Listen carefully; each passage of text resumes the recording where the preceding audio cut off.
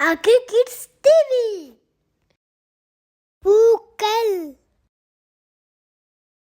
செம்பருத்தம் பூ, கனகாம்பரம், மல்லிகை பூ, ஏமா பூ, கடதாசி பூ, தாமரை பூ, நித்திய கல்யாணி பூ, சிவலிங்கம் பூ, கொன்றை பூ, அல்லிப்பூ, ஐந்தூரியம், குறிஞ்சி பூ, துளிப்பூ, ரோஜா பூ,